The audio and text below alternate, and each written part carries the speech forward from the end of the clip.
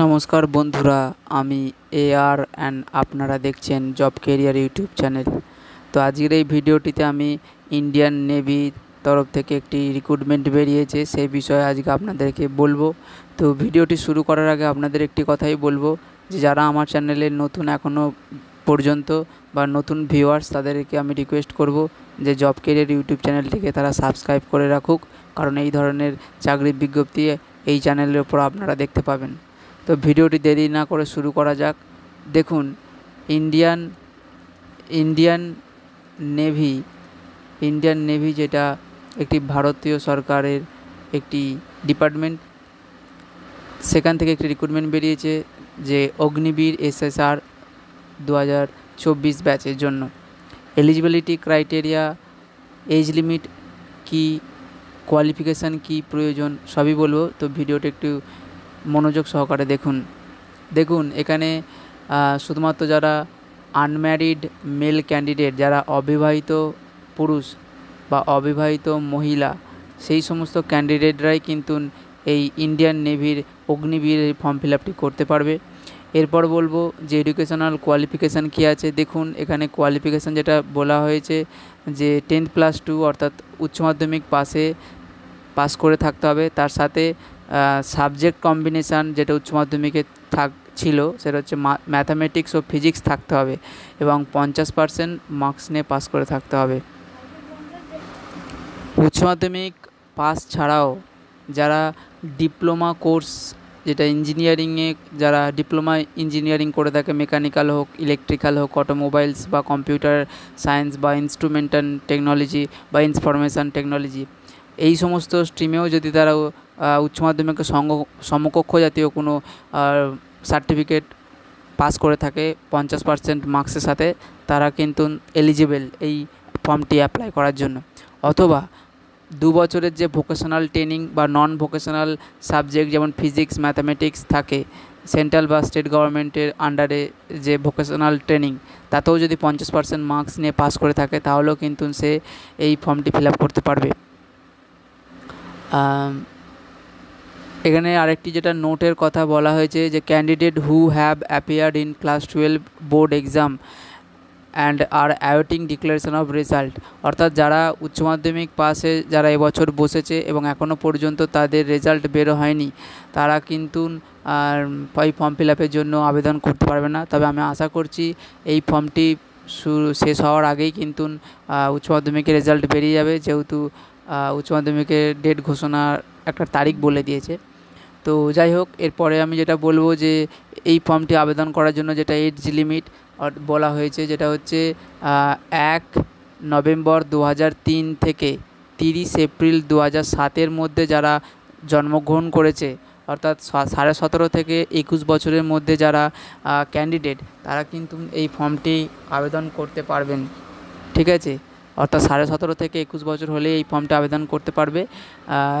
তাদের automatically 2003 1 November এবং 30 April 2007 মধ্যে তাদের অটোমেটিক আর এজ লিমিট চলে আসবে। মার্শিয়াল স্ট্যাটাস, অর্থাৎ অবশ্যই আপনাকে অবিবাহিত পুরুষ বা মহিলা ক্যান্ডিডেট হতে হবে অগ্নিবীরের রিক্রুটমেন্টের এইটার জন্য।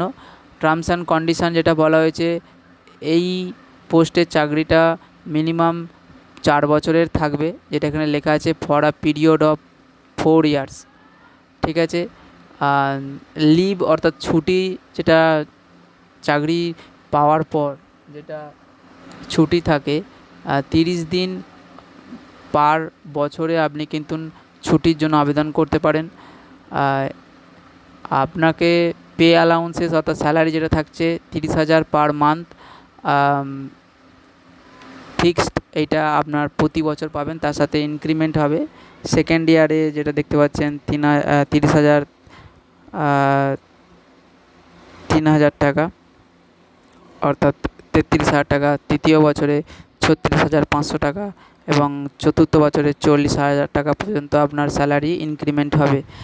এটার সাথে বলবো যে আপনার যে কী কী সুবিধা পেয়ে থাকবেন।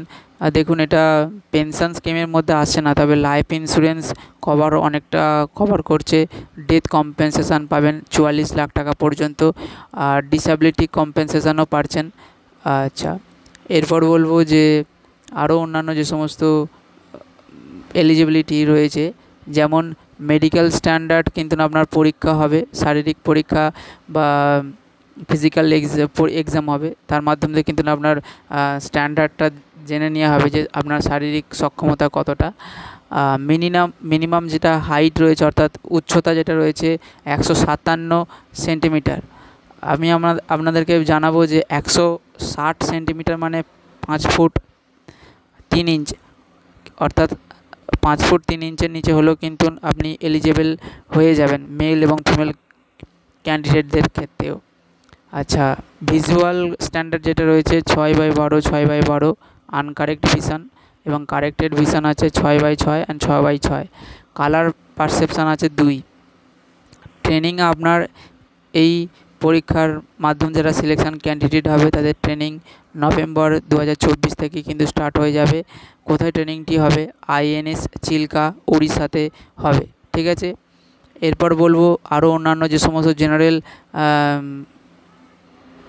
জেনারেল হাইলাইট টপিক আছে, যেমন এই ফর্মটা আবেদন করার জন্য আপনাকে এই যে লেখা আছে ognibir.navy.cdac.in এই ওয়েবসাইটে কিন্তু আপনাকে প্রথমে রেজিস্ট্রেশন করতে হবে বা তারপর লগ ইন করে ফর্মটা আবেদন করতে হবে।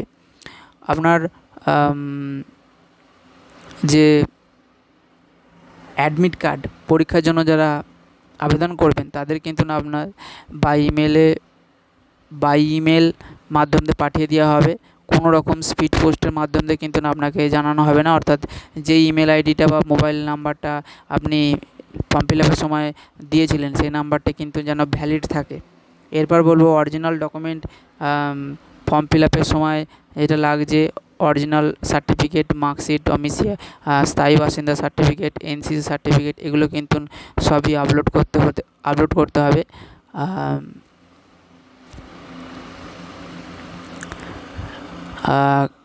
আরও একটি যেটা গুরুত্বপূর্ণ নোট দেওয়া আছে, যে সমস্ত ক্যান্ডিডেটদের স্থায়ী বাসিন্দা বা ডোমিসাইল সার্টিফিকেট এখনও পর্যন্ত পাননি তাদের কিন্তু এই ফর্মটি আবেদন করতে গেলে একটু অসুবিধা পড়তে পারেন। এরপর আসবো যে সিলেকশান প্রসেস কী হবে। দেখুন, সিলেকশান প্রসেস যেটা আছে 2টি ধাপে সম্পন্ন হবে। একটি হচ্ছে শর্ট লিস্টিং হবে, অর্থাৎ আপনার পার্সেন্টেজ অফ মার্কসের হিসাবেই ধরুন বা হাইট বা ফিজিক্যাল ওয়েট এগুলো দিয়ে আপনার কিন্তু শর্ট লিস্টিং হবে।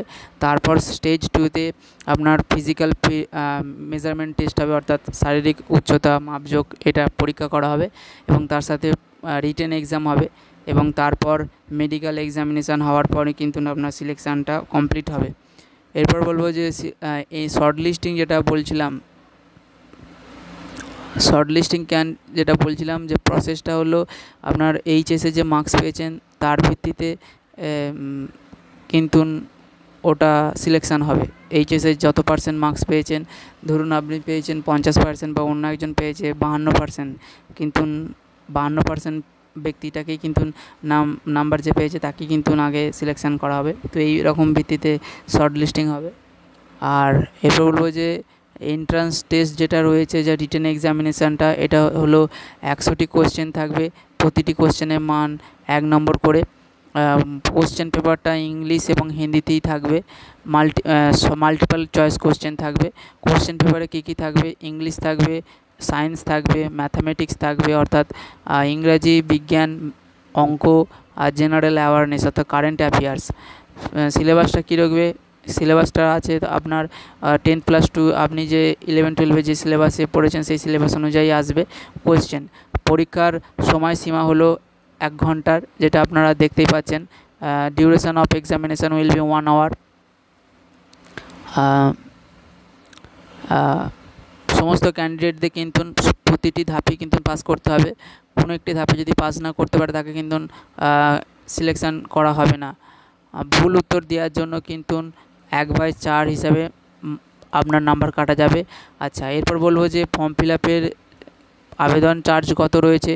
এখানে আবেদন চার্জ যেটা রয়েছে 550 টাকা, এবং তার সাথে 18% GST যোগ করে যেটা অ্যামাউন্ট হবে সেইটা কিন্তু আপনাকে পে করতে হবে। আচ্ছা, এরপর বলবো যে ফিজিক্যাল এফিসিয়েন্সি টেস্ট বা মেজারমেন্ট চেষ্টা যেটা রয়েছে, মেল ক্যান্ডিডেটদের ক্ষেত্রে 1.6 কিলোমিটার রান 6 মিনিট 30 সেকেন্ডে কমপ্লিট করতে হবে। স্কোয়াড বা বৈঠক 20টি করতে হবে। পুশ আপ 15টি করতে হবে। বেন্ড নি আর সিট আপ 15টি করতে হবে।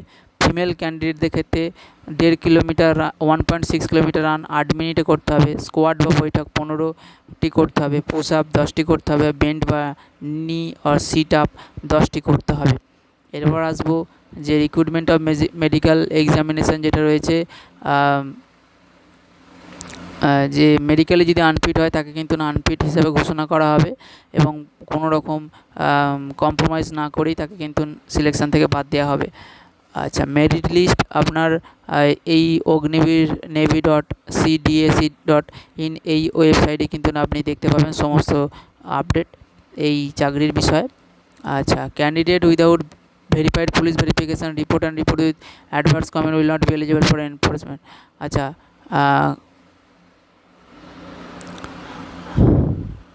আপনার একটি পুলিশ ভেরিফিকেশান হবে যে আপনি এখানকার স্থানীয় যেখান থেকে অ্যাপ্লাই করছেন সেখানকার স্থানীয় বাসিন্দা কিনা। পুলিশ ভেরিফিকেশানটা কমপ্লিট হলেই কিন্তু আপনার ফর্মটি গ্রাহ্য করা হবে। এরপর আসবো যে কীভাবে আপনি ফর্মটি আবেদন করবেন। দেখুন, ফর্মটি আবেদনের তারিখ হচ্ছে 13ই মে থেকে 27শে মে পর্যন্ত। আচ্ছা, আপনাকে ফর্ম ফিল আপের সময় পাসপোর্ট সাইজ ফটো দিতে হচ্ছে। কালার রিসেন্ট ফটোগ্রাফ 10 থেকে 50 কেবির মধ্যে দিতে হচ্ছে, অথবা লাইভ ফটোগ্রাফ ক্যাপচার করতে হবে, অর্থাৎ আপনি ভিডিও রেকর্ডিং করেও কিন্তু ফটোগ্রাফটা আপলোড করতে পারেন। ইম্পর্টেন্ট আরও যে সমস্ত ইনফরমেশান আছে, যে মোবাইল ফোনটা যেটা আমি বললাম যেটা আবেদন করছেন সেই মোবাইল নাম্বারটা যেন সবসময় অন থাকে, কারণ ওই নাম্বারই কিন্তু আপনাকে বিভিন্ন মেসেজের মাধ্যম দিয়ে যোগাযোগ করা হবে। এরপর আরও যে সমস্ত গুরুত্বপূর্ণ জিনিস যেগুলো রয়েছে, আপনি যদি কোনো রকম মিস ইনফরমেশান দিয়ে থাকেন বা ডোমিসাইল আপনার যে স্থায়ী বাসিন্দার যদি কোনো ইনফরমেশান ভুল হয়ে থাকে তাহলে কিন্তু আপনার রিক্রুটমেন্টটা এই সিলেকশানটা ক্যান্সেল হতে পারে। পরীক্ষাটি ফর্ম ফিল আপ শেষ হওয়ার পর আপনার 3 দিনের জন্য আপডেট করার একটি টাইম দিয়েছে, যে কোনো রকম ভুল ত্রুটি হয়ে থাকলে সেটা সংশোধন করার জন্য 3 দিন পাচ্ছেন। পরীক্ষার ফর্ম ফিল আপ অর্থাৎ 27শে মে এর পরেই কিন্তু আপনার আপডেট করার মানে কোনো রকম যদি কারেকশান করা থাকে করতে পারেন।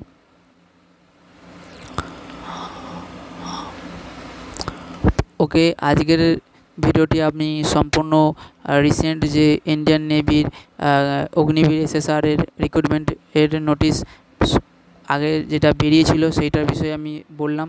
তবে এখানে কোনো রকম কতটা ভ্যাকান্সি রয়েছে সেটা এখনও ঘোষণা করা হয়নি।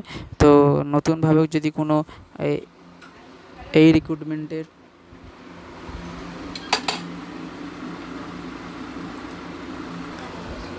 নতুনভাবে যদি এই চাকরির কোনো রকম নোটিশ আবার বেরোয় যে কতটা কি ভ্যাকান্সি রয়েছে, তাহলে আমি কিন্তু আবার এটার বিষয়ে আলাদা করে আবার ভিডিও করে জানাবো। তো ততক্ষণ আমার চ্যানেলের ভিডিওটি দেখুন এবং ভিডিওটি যদি ভালো লাগে জব ক্যারিয়ার ইউটিউব চ্যানেলটিকে সাবস্ক্রাইব করে রাখুন, যাতে এই ধরনের নতুন বিজ্ঞপ্তি আপনি সর্বপ্রথম দেখতে পান। ভিডিওটি দেখার জন্য ধন্যবাদ। দেখা হচ্ছে পরের ভিডিওতে বন্ধুরা। রাধে রাধে।